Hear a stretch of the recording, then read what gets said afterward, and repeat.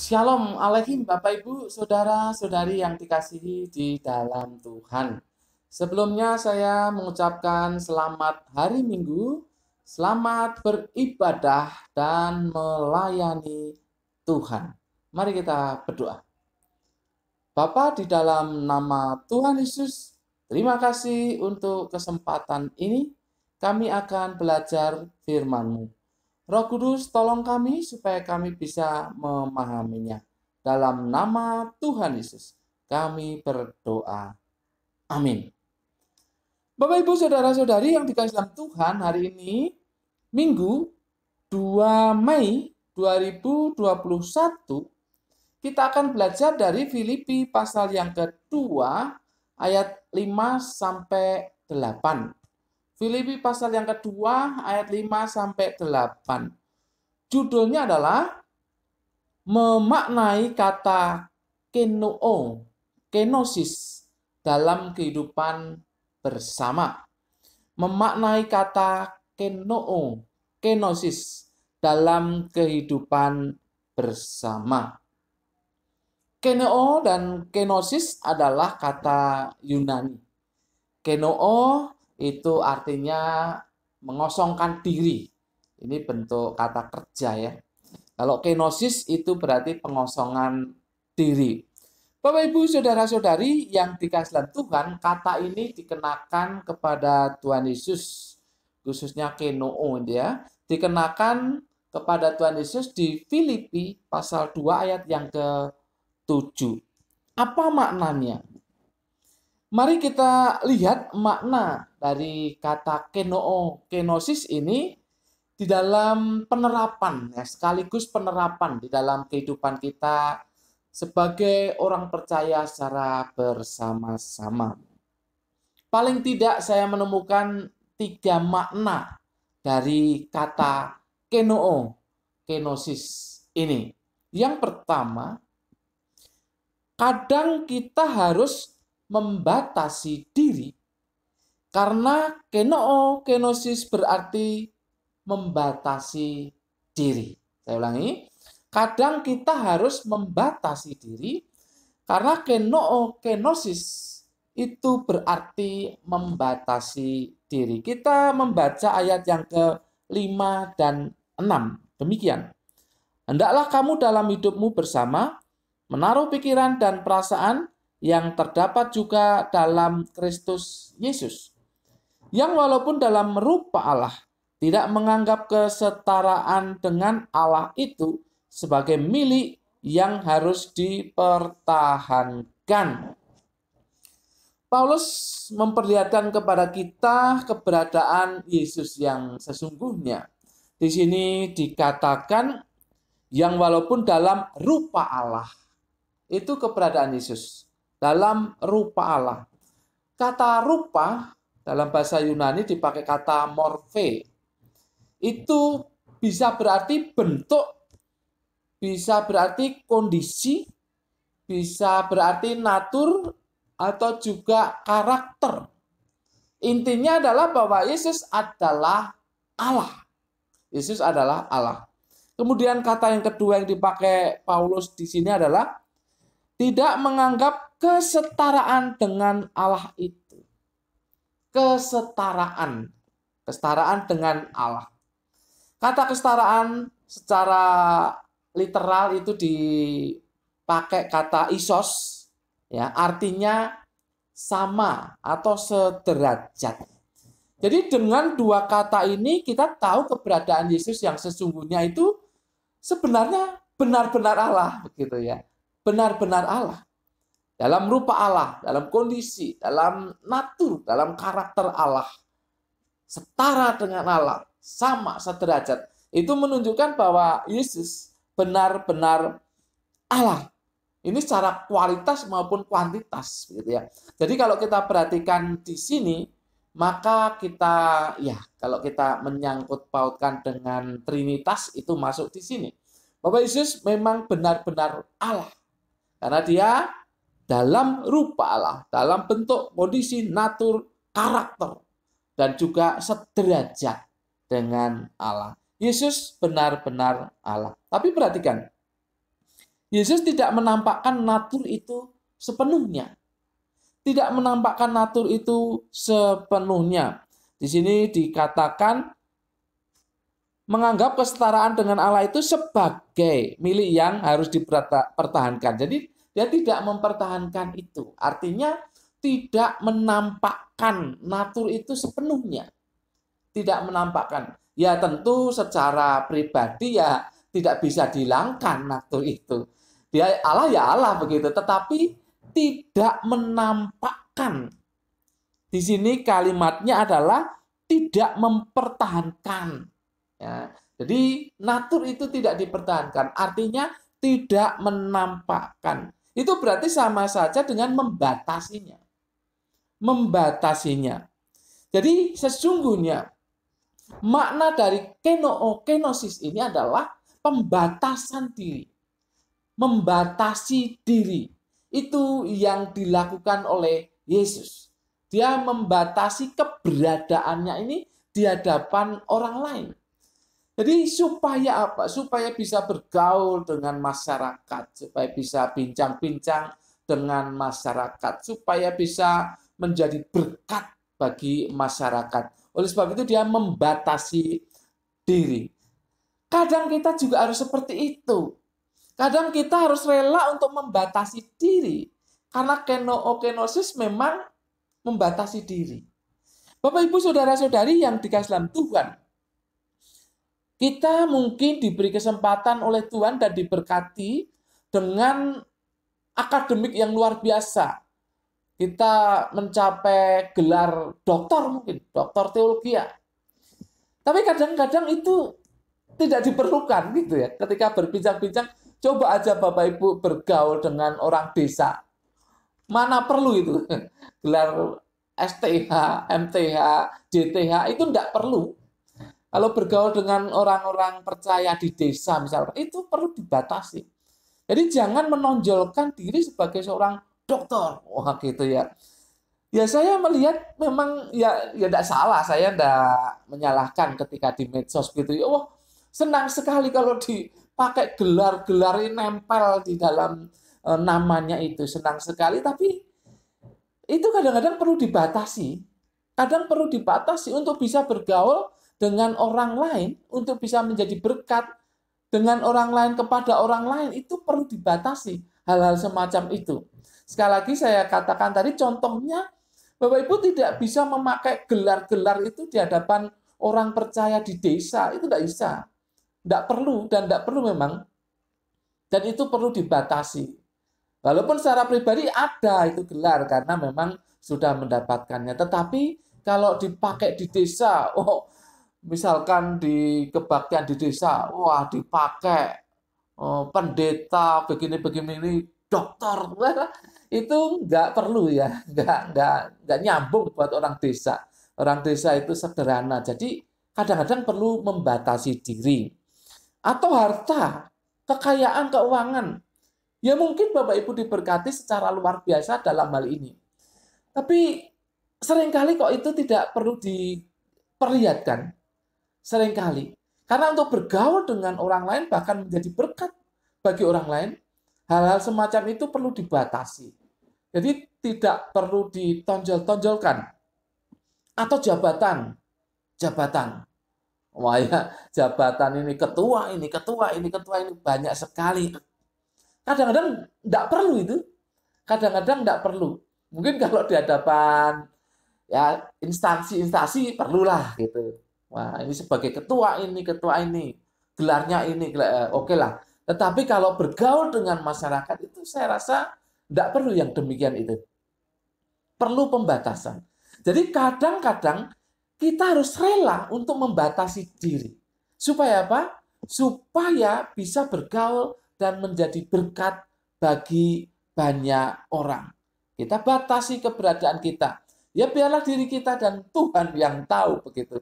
Biarlah orang lain tidak tahu, tidak apa-apa. Tetapi kita bisa menjadi berkat bagi banyak orang. Bayangkan saja kalau orang itu melihat kita dengan gelar-gelar dan kekayaan kita, itu mungkin sudah mundur sebelumnya. Mereka sudah minder duluan. Dan pasti tertutup. tertutup dengan kita kalau kita memakai hal yang demikian. Karena menghadapi orang yang wah tinggi sekali di hadapan mereka kan. Jadi itu kadang tidak perlu. Kadang perlu dibatasi. Jadi kadang kita rela membatasi diri. Oleh karena kenoo, kenosis berarti membatasi diri. Makna yang kedua, kadang kita harus rela menjadi hamba. Karena kenoo, kenosis berarti turun derajat. Perhatikan ayat yang ke-7.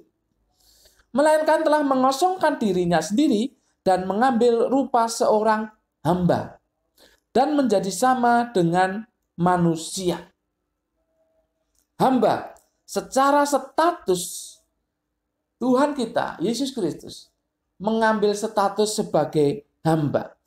Secara keberadaan, dia mengambil keberadaan sebagai manusia. Kata hamba, doulos tentunya kita tahu itu sama artinya dengan budak.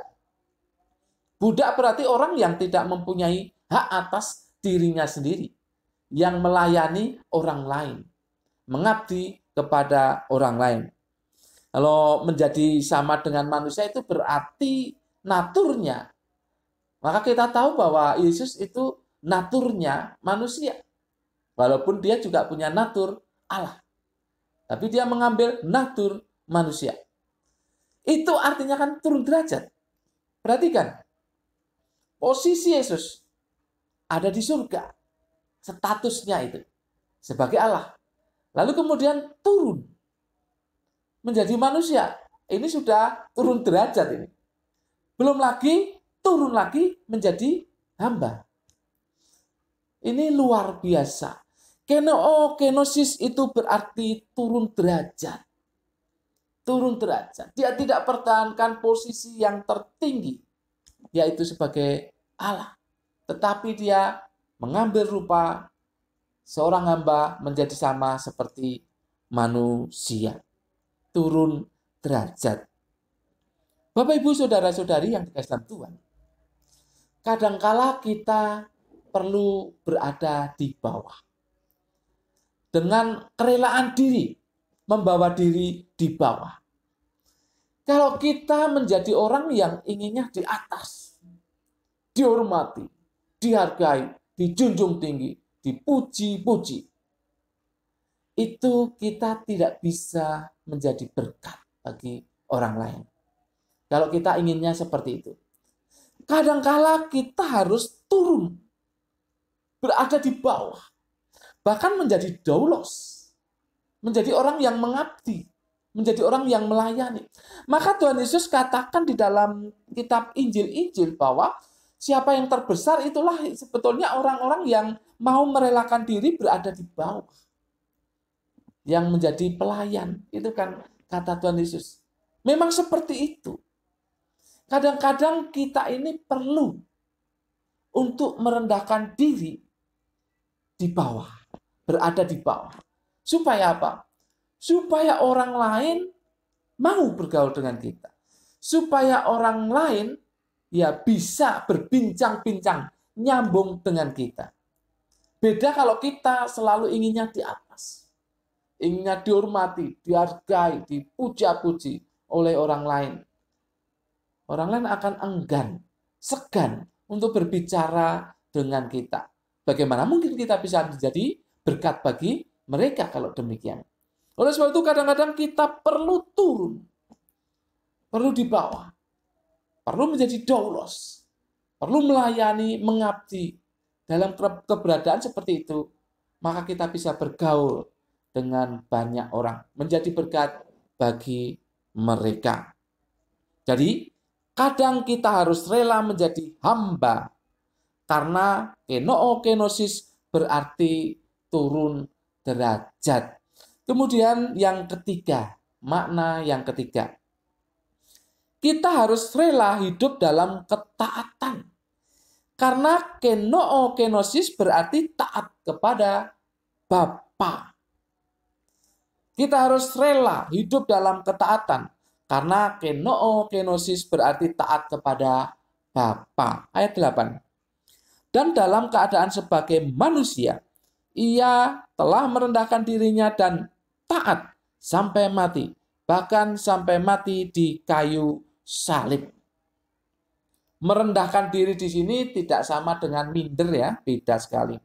Kata yang dipakai di sini adalah tapeinoo, yang berarti menempatkan diri di bawah.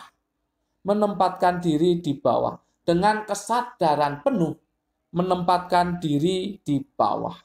Oleh sebab itu setara dengan kata-kata taat. Taat, hupekos.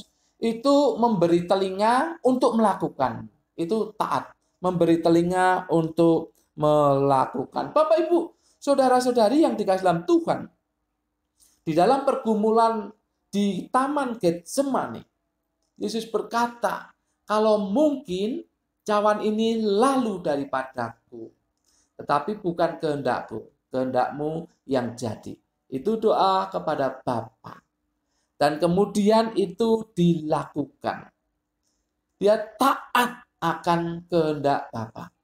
Karena misinya adalah kematian untuk menang terhadap dosa dan iblis. Itu karena di salib itu kepala si ular itu diremukkan.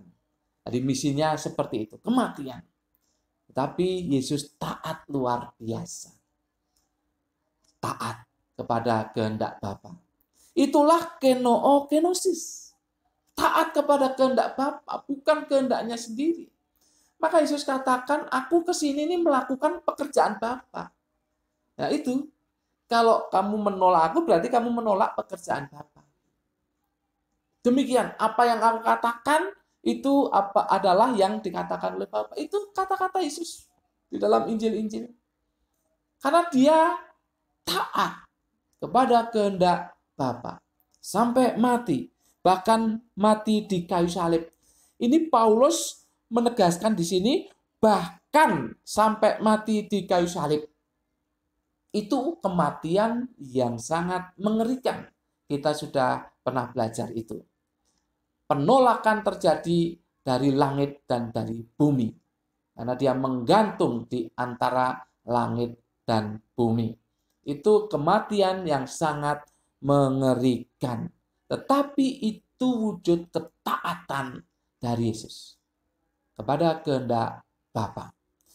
Jadi kita harus rela hidup dalam ketaatan karena kenoo kenosis berarti taat kepada Bapa.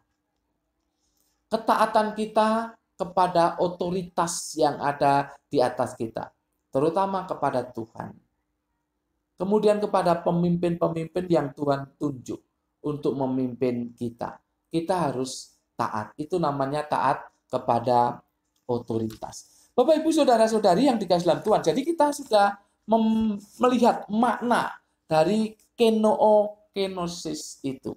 Jadi ada 3 hal yang bisa kita terapkan dalam kehidupan kita mengenai kata kenoo dan kenosis itu. Yaitu yang pertama, jangan kita menonjolkan diri. Lebih baik kita membatasi diri. Jangan kita menonjolkan diri. Gelar, kekayaan, atau apapun jabatan, jangan ditonjol-tonjolkan. Kita seharusnya membatasi diri. Yang kedua, seharusnya kita juga rela untuk melayani. Kita rela untuk melayani. Sekalipun mungkin posisi kita di persekutuan, di gereja, atau apapun juga itu tinggi. Tapi kita harus rela untuk melayani. Seperti seorang doulos. Dan yang ketiga, kita harus taat kepada otoritas di atas kita. Terutama kepada Tuhan. Yang kedua kepada orang-orang yang ditunjuk untuk memimpin kehidupan kita. Dengan demikian, kenoo kenosis sungguh kita lakukan dalam kehidupan kita dan kita bisa menjadi berkat bagi banyak orang. Amin. Mari kita berdoa. Bapa, dalam nama Tuhan Yesus, terima kasih untuk firman yang sudah kami pelajari. Roh Kudus kiranya menolong kami untuk melakukannya. Terima kasih Bapa, dalam nama Tuhan Yesus. Kami berdoa dan mengucap syukur. Semua yang percaya katakan amin. Tuhan memberkati Bapak Ibu, saudara-saudari senantiasa.